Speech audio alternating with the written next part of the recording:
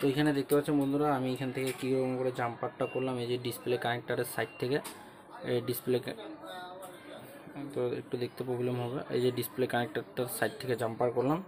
এখন এটা পিছন দিকে বন্ধুরা, এটা পিছন দিকে থাকবে। তো পিছন দিক থেকে এটা থাকবে। তো আমরা এখন এই যে দেখতে পাচ্ছেন এই যে জায়গাটাতে এইখানে আমরা জাম্পারটা করে দেব। এখানে জাম্পারটা হয়ে গেলে আপনাদেরকে ভোল্টেজটা চেক করে দেখাবো।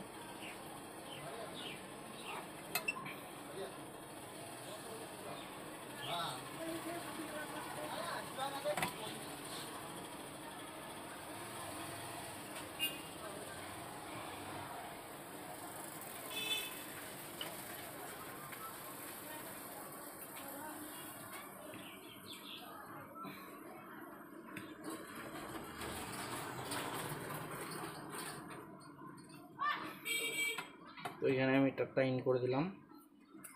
ইন করে দেওয়ার পর এখন আমি এটাকে এখন ফিক্স করব।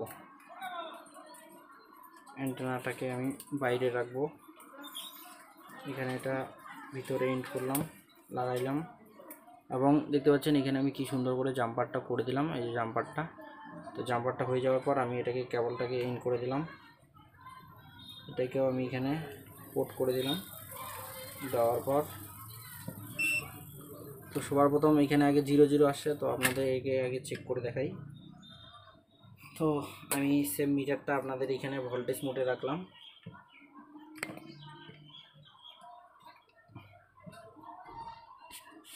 তো এখানে আমি ভোল্টেজ মোডের মিটারটাকে রাখবো।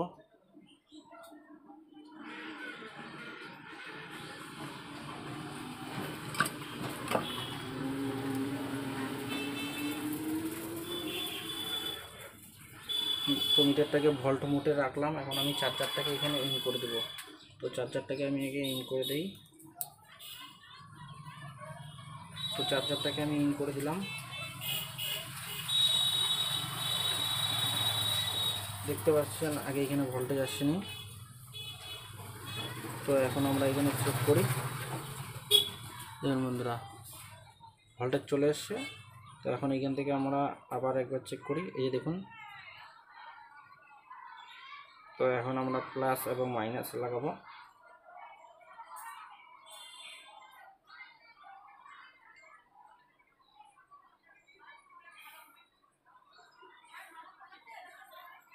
তো আমাদের চার্জার যে একটার একটু প্রবলেম হচ্ছে।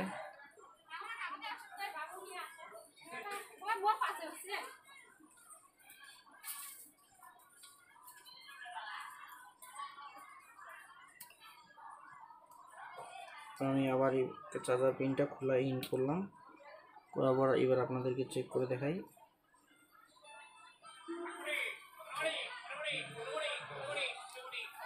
তো প্রবলেমটা হওয়ার জন্য আমরা একটু চার্জার জ্যাকটাকে চেঞ্জ করব।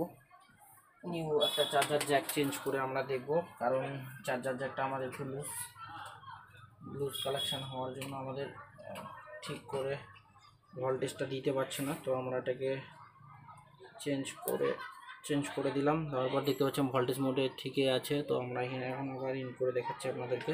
তো ভিডিওটা শেষ পর্যন্ত দেখবেন। চ্যানেলে যারা নতুন সাবস্ক্রাইব করবেন, লাইক করুন, শেয়ার করুন।